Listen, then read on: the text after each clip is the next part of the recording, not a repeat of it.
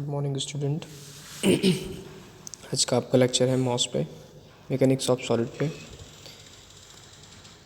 सबसे पहले हम शुरुआत करते हैं बल से।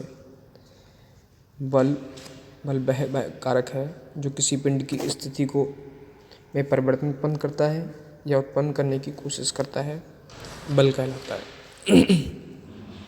इसे F से प्रदर्शित करते हैं। F = ma, जहाँ m हमारा द्रव्यमान है और a हमारा त्वरण है। बल का मात्रक किलोग्राम मीटर पर सेकंड स्क्वायर या फिर न्यूटन होता है।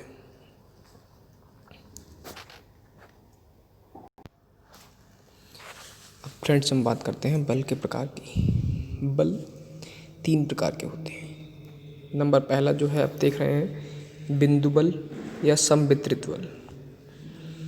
नंबर 2, कारक व प्रतिकारक बल। नंबर 3, तनाव व संपीड़न बल। बिंदु बल वह बल होता है जो किसी एक बिंदु पर कार्य करता है, उसे बिंदु बल कहते हैं। बाकी संवितरित बल आपका वो बल होता है जो आपका सारी लंबाई पर समान भाग में लगता है, संवितरित बल कहलाता है। आप देख सकते हैं नीचे दिख रहा है पॉइंट में आपको चित्र में, बिंदु बल और संवितरित बल। उसके बाद बात करते हैं कारक व प्रतिकारक बल की। जब हम किन्हीं 2 पिंडों को एक दूसरे के ऊपर रखते हैं तो वे दोनों पिंड एक दूसरे के ऊपर बल लगाते हैं। इस बल को हम लोग न्यूटन के तृतीय नियम से भी समझ सकते हैं। यहाँ पे हम लोग कारक और प्रतिकारक बल इसीलिए कह रहे हैं क्योंकि वो दोनों एक दूसरे पे अपोजिट दिशा में बल लगा रहे हैं। देखिए, आप देखिए चित्र में, देखिए यहाँ पे आपको दिख रहा है A1 पिंड जो बल लगा रहा है वो F1 लगा रहा है और A2 लगा रहा है F2। तनाव व संपीड़न बल, तनाव बल, जो बल तनाव उत्पन्न करने के लिए लगाया जाता है उसे तनाव बल कहते हैं, तथा जो बल दबाव को उत्पन्न करने के लिए लगाया जाता है उसे संपीड़न बल कहते हैं। आप चित्र में देख सकते हैं, आपको तनाव दिखा रहा है, बाहर की ओर खींच रहा है, संपीड़न में अंदर की ओर दबा रहा है।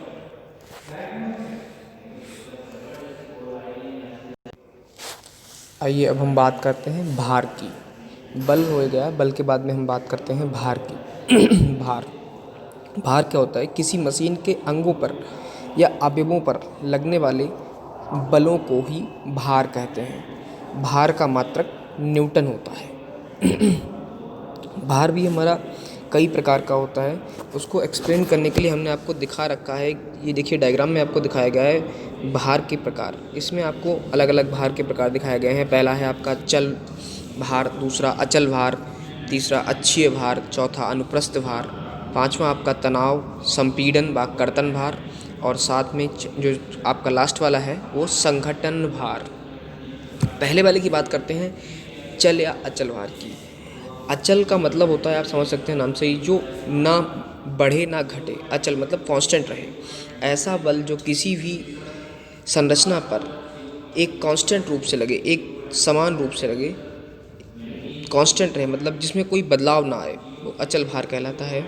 और जो चल भार होता है वो समय के अनुसार बदलता रहता है, समय के अनुसार और साथ ही साथ संरचना के अनुसार बदलता रहता है, उसे चल भार कहते हैं। बात करते हैं हम अक्षीय भार और अनुप्रस्थ भार की। पहले बात करते हैं अक्षीय भार की। जो भार लंबाई के अक्ष पर उनके समांतर दिशा में कार्य करते हैं वे अक्षीय भार कहलाते हैं। बात करते हैं अनुप्रस्थ भार की। अनुप्रस्थ भार क्या होते हैं? जो लंबाई के लंब दिशा में कार्य करते हैं उन्हें अनुप्रस्थ भार कहते हैं। अब आते हैं थर्ड पॉइंट पे, जिसमें हम तनाव भार की बात करेंगे। अब आप नाम से भी समझ सकते हैं, वह भार जिसके द्वारा हम तनाव को उत्पन्न कर रहे हैं वो हमारा तनाव भार कहलाता है। उसके बाद बात करते हैं संपीड़न भार की। संपीड़न को दबाव ही कहते हैं, और हम बोल सकते हैं कि जिसके द्वारा दबाव उत्पन्न किया जा रहा है वह भार हमारा कौन सा है? संपीड़न भार है। बात करते हैं कर्तन भार की। कर्तन भार हमारा कौन सा है? अवयव की लंबाई की लंब रूप क्रिया में जो भार कार्य करता है उसे कर्तन भार कहते हैं। संघटन भार। संघटन भार कौन सा होता है? संगठन का मतलब होता है, इंग्लिश में बोलते हैं इम्पैक्ट लोड। इम्पैक्ट लोड मतलब जो चीज़ अचानक लग जाए और अचानक हट जाए, जैसे हथौड़े से किसी पिंड पे चोट की, वो आपका संघट्ट भार होता है। अचानक, या फिर बोल सकते हो आप अचानक लगकर हटने वाले बल को ही संघट्ट भार कहते हैं। आइए अब हम बात करते हैं प्रतिबल की। यहाँ से आपका मॉस मैकेनिक्स ऑफ सॉलिड का जो स्टार्टिंग है वो विस्तार रूप से हो जाता है, और इस टॉपिक को आप लोग बहुत ध्यान से पढ़िएगा। प्रतिबल प्रतिबल किसी पिंड के आकार में परिवर्तन या विरूपण या उसकी विकृति या आंतरिक प्रतिरोध को प्रतिबल कहा जाता है। अब प्रतिबल की तीव्रता की बात आती है कि प्रतिबल की तीव्रता क्या होती है, तो हम इसको बोल सकते हैं कि बाह्य बल और उस या फिर प्रतिरोधी बल तथा क्षेत्रफल के अनुपात को हम लोग प्रतिबल की तीव्रता कहते हैं। प्रतिबल की तीव्रता को हम P से प्रदर्शित करते हैं, P = F/A, जहाँ F हमारा क्या है, बाह्य बल लग रहा है, और A हमारा एरिया है, क्षेत्रफल है। अब इसका मात्रक निकालने की बात आती है कि सर इसका मात्रक कैसे निकलेगा, तो मात्रक की बात आती है अब देखिए, आप P क्या है, आपका बल लग रहा है, बल का मात्रक होता है न्यूटन। आप देखिए यहाँ पे बल का मात्रक न्यूटन होगा, और एरिया का मात्रक आपका क्या होगा, मीटर स्क्वायर होगा। ठीक है, तो आपका प्रतिबल का मात्रक क्या हो जाएगा, प्रतिबल की तीव्रता का मात्रक आपका हो जाएगा Nm/m²। ठीक है, आप इसको याद रखिएगा, Nm/m² ही आपकी प्रतिबल का मात्रक होता है। आइए बात करते हैं अब विकृति की। विकृति क्या होती है? प्रतिबल को इंग्लिश में बोलते हैं स्ट्रेस, और विकृति को बोलते हैं स्ट्रेन। स्ट्रेन क्या होता है? किसी पिंड के आकार में परिवर्तन व उसकी प्रारंभिक लंबाई के अनुपात को विकृति कहते हैं। जैसे मान लिया पहले हमारा कोई पिंड था, वो 10 मीटर का था, उसके बाद उस पिंड की लंबाई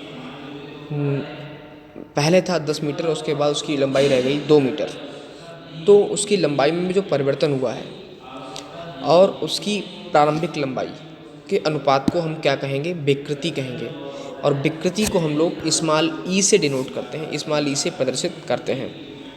इसके हिसाब से इसका फार्मूला बन जाएगा e = ΔL/L। अब आप डेल्टा का मतलब समझ लेंगे, डेल्टा का मतलब होता है परिवर्तन। ठीक है, जो परिवर्तन हो रहा है उसकी लंबाई में, उसे बोलते हैं ΔL, और L क्या है, उसकी प्रारंभिक लंबाई है। ठीक है, इसे बोलते हैं विकृति। अब ये जो मैंने नीचे एक पॉइंट लिखा हुआ है, आपको दिख रहा होगा कि इसका कोई मात्रक नहीं होता। इस बात को आप बहुत ही ध्यान से, बहुत ही अच्छे से नोट कर लीजिएगा, क्योंकि हर जगह जहाँ पे भी आप जाते हैं, इंटरव्यू वगैरह में बहुत जगह पूछा जाता है कि विकृति का मात्रक बताइए। पहले पूछता है आपसे प्रतिबल का मात्रक बताइए, आप तुरंत बताते हैं Nm/m²। फिर आपसे पूछता है कि विकृति का मात्रक बताइए, आप उसका ही मात्रक बता देते हैं कुछ ना कुछ अपने हिसाब से, जो भी आपको सही लगता है वो बताते हैं आप। लेकिन आप इस बात को नोट कर लीजिएगा कि विकृति का कोई मात्रक नहीं होता, क्योंकि ऊपर भी लंबाई है और नीचे भी लंबाई है, और लंबाई का मात्रक दोनों कट जाएंगे। मान लिया आपने ऊपर भी मीटर में ले रखा है, नीचे भी मीटर में ले रखा है, तो दोनों मीटर और मीटर कैंसिल हो जाएंगे। देखिए यहाँ पे मीटर आएगा ऊपर, और नीचे भी मीटर आएगा, तो दोनों कैंसिल हो जाएंगे। इसका मतलब इसका कोई मात्रक नहीं होगा। आप हमेशा के लिए याद रखिए कि विकृति का कोई मात्रक नहीं होता।